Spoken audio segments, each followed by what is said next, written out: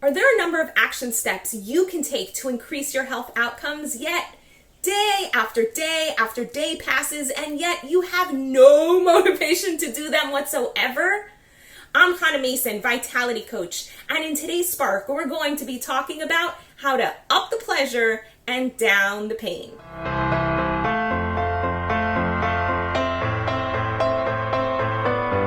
Yesterday, I talked about a client I had a couple years ago who came to me because she was dealing with obesity and with a really preeminent fear of diabetes that was running in her family.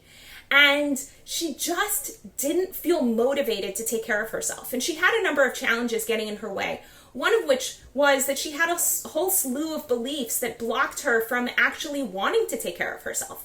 But the other thing that she had was just a lack of fire in her belly, a lack of motivation.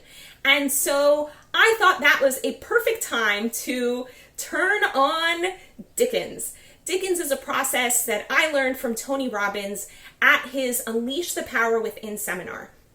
In my opinion, the entire seminar is worth every single penny just for the few hours of the Dickens process.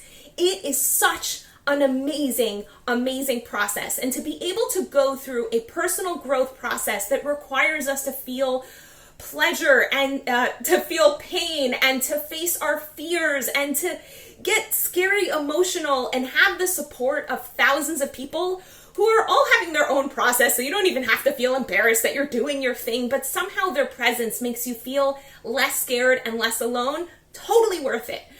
But in the meantime, it's something you can try out yourself. I'm going to give you a very shortened version because this is something that takes hours with Tony Robbins, and it also takes a while when I do it together with my clients. So basically what you want to do is think of a number of either beliefs or behaviors that you're currently engaging in. So if there are beliefs that you espouse in such a deep way, like I'm worthless, or I'm not capable of X or Y, or life is unfair, okay? If you hold a belief like that, or if you have a behavior like smoking or drinking or eating tons of junk food, let's say, okay? So you can pick one of these things and go through this process with me, okay?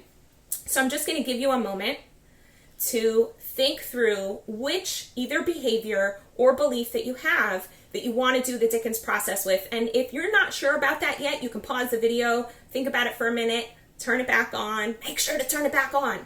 Okay, here we are. Great. Hopefully you've got your belief or your behavior and you're holding it in your consciousness. You might even want to write it down so you don't forget what it is. Now, what I want you to do is close your eyes and imagine yourself standing in front of a mirror 1 year from today.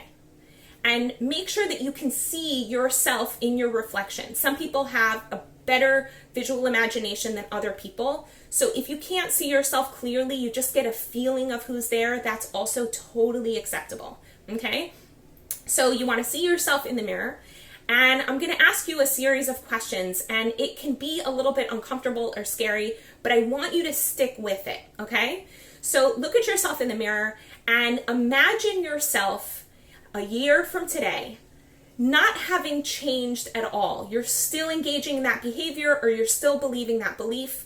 Who are you a year from now because you still engage in that behavior or belief? How are you treating the people around you? How do you feel about yourself? How do other people feel about you? What negative outcomes are happening because you believe this belief or engaging in this behavior? How is it affecting you or other people? So normally you want to spend a long time with those questions. So if you really want to dig into this exercise, I recommend you give yourself an hour and pause the video after each question and really think it through, or after each group of questions and really think it through and let yourself sit with this, okay? Now, you're going to do the same thing 5 years from now, right? So close your eyes, picture yourself in front of the mirror 5 years from today. That behavior hasn't changed at all. You're still engaging in that belief or in that behavior. And how is that affecting the people around you? How is it affecting the way that you behave? Are your relationships different in any way? How do you feel about yourself? Now, if you really want to be gutsy and you're in a place that you can do this, make the sound of how you feel about yourself having still 5 years from now been engaging in this negative behavior or belief. And we're going to do this again for 10 years from now, right? And usually this whole exercise takes a long time, so you might want to stretch it out. 10 years from now, and then 20 years from now. And I'm going to tell you what happened with this specific client. She felt devastated. As she got older, she noticed that her children were now sitting with her, and they were engaging in the same behaviors that she was engaging in and believing the same things that she was believing. And suddenly she found her whole family had grown obese, and she starts seeing doctors come into this space, treating all of them with all these different medications because they're all sick. And she's looking at her family and how disappointed they are in her. And she's looking at herself in the mirror and how disappointed she is in herself and how much fatter she's gotten and how horrible she feels, right?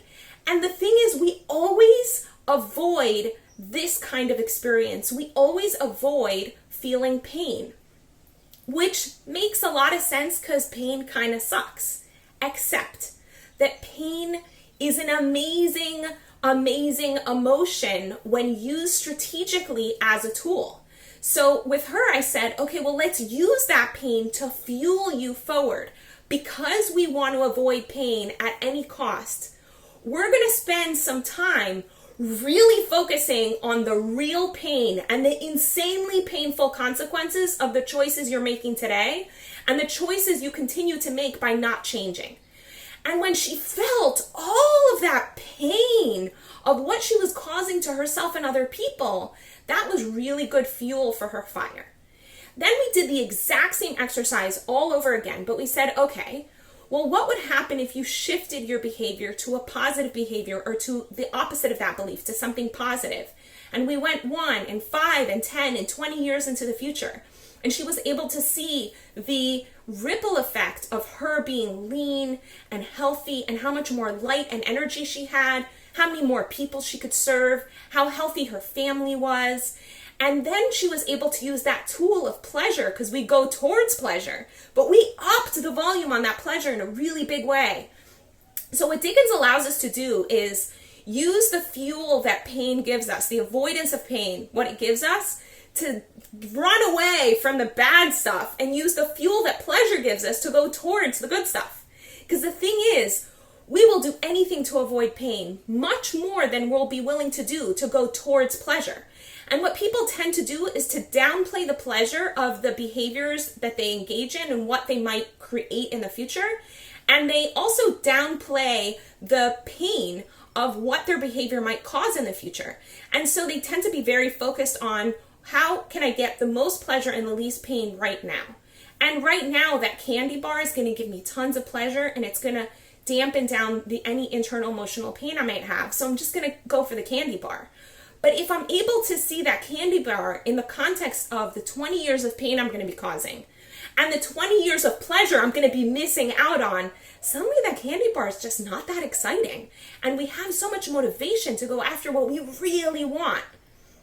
Now, if a process like Diggins or so many of the other tools I have in my tool belt you think might be really amazing for you and help you in your process of gaining health and vitality, both in your mind and in your body, I recommend you set up a discovery session. You can send me a message here on Facebook or sign up directly at my website at hanamason.com. In the meantime, I wish you a beautiful day. Want to experience more clarity, vibrance, and joy in your life? Book a discovery session with Hana at hanamason.com/joy.